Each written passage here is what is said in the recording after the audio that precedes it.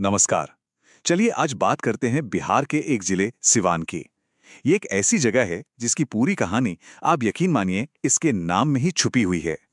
तो इस दिलचस्प जिले को समझने की शुरुआत चलिए एक बहुत ही सीधे साधे सवाल से करते हैं।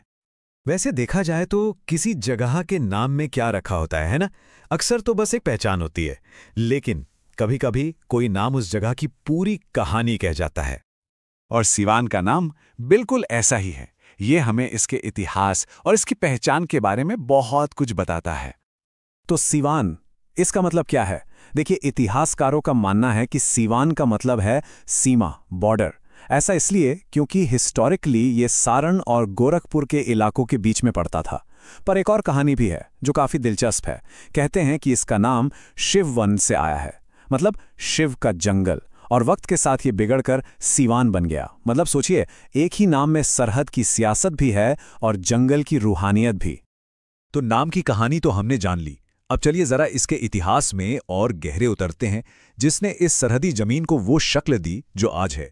एक ऐसा इतिहास जो बड़े बड़े साम्राज्यों और एक बहुत ही खास शख्सियत से जुड़ा हुआ है।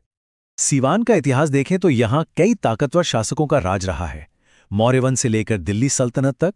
लेकिन भारत की बड़ी कहानी में इसका सबसे बड़ा और जिसे कहते हैं ना, कभी ना मिटने वाला योगदान, वो आया आज़ादी की लड़ाई के वक्त। हम बात कर रहे हैं भारत के पहले राष्ट्रपति डॉक्टर राजेंद्र प्रसाद की। वो यहीं सिवान के जिरदई गांव के थे, और बस इसी एक बात ने सिवान को हमेशा हमेशा के लिए देश के नक्शे पर एक खास जगह दे दी। लेकिन ये कहानी सिर्फ डॉक्टर प्रसाद तक ही खत्म नहीं होती। उनके अलावा भी महेंद्र प्रसाद सिंह और अब्दुल बारी जैसे कई और भी हीरो थे जिन्होंने जमीनी स्तर पर अंग्रेजों के खिलाफ संघर्ष को जिंदा रखा। और इन्हीं सब की वजह से सिवान उस दौर में पॉलिटिकल चेतना का, मतलब पॉलिटिकल अवेयरनेस का एक बहुत बड़ा सेंटर बन गया था। तो ये तो हुई इतिहास की बात। अब जरा अतीत से निकलकर आज के सिवान को देखते हैं। यहाँ की जमीन, यहाँ की संस्कृति और रोजमर्रा की जिंदगी कैसी है। यहाँ की जमीन भाई नदियों की देन है। गंडक, दाहा जैसी नदियों ने इसे इतना उपजाऊ बना दिया है कि खेती के लिए ये जगह एकदम परफेक्ट है। कहते हैं ना, यहाँ की जलोढ़ मिट्टी ही इस इलाके की असली दौलत है, जो न जाने कितनी पीढ़ियों का पेट पालती आ रही है। और यहाँ की जिंदगी पूरी तरह से भोजपुरी संस्कृति के रंगों में डूबी हुई है। चाहे वो यहाँ की मीठी बोली हो या फिर बिरहा और कजरी जैसा दिल छू लेने वाला लोक संगीत। बिरहा में आपको जुदाई का दर्द मिलेगा तो फगुआ में होली का जोश। सच पूछिए तो यही इस कल्चर की आत्मा है। अगर आप यहाँ की विरासत को देखने निकलें तो ये अपने आप में एक पूरा सफर है।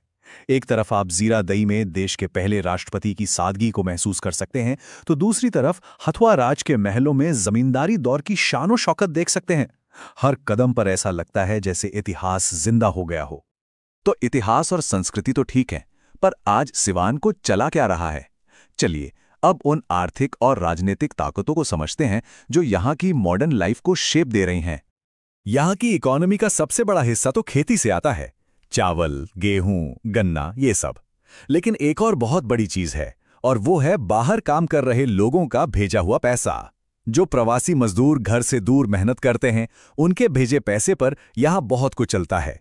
इसे मनी ऑर्डर इकोनॉमी भी कहते हैं, और ये खेती के साथ साथ इस जिले की रीढ़ की हड्डी है। अब बात करें राजनीति की, तो सिवान बिहार के उन जिलों में से है जो पॉलिटिकली बहुत एक्टिव और जागरूक हैं। यहाँ हमेशा से डेवलपमेंट के मुद्दों पर तो बात होती ही है, साथ ही अलग अलग समुदायों के बीच बैलेंस बनाए रखना भी एक बड़ा मुद्दा रहता है। कह सकते हैं कि ये जागरूकता यहाँ की मिट्टी में ही है। और यहाँ की जो राजनीतिक पहचान है वो काफ़ी कॉम्प्लेक्स है, मतलब पेचीदा है। देखिए, एक तरफ तो डॉक्टर राजेंद्र प्रसाद जैसी महान हस्ती की विरासत है, और दूसरी तरफ मोहम्मद शहाबुद्दीन जैसे ताकतवर क्षेत्रीय नेताओं का भी यहाँ की राजनीति पर दशकों तक असर रहा है। तो ये इन दोनों ही तरह की विरासतों का एक मिला जुला रूप है। तो चलिए अब इन सारी बातों को एक साथ जोड़कर देखते हैं कि आखिर सिवान की असली पहचान क्या है और इसका भविष्य किस तरफ जाता दिख रहा है। देखिए, सिवान की पहचान इसके सरहदी होने में है, इसके महान नायकों की विरासत में है, और यहाँ के लोगों के जुझारूपन में है।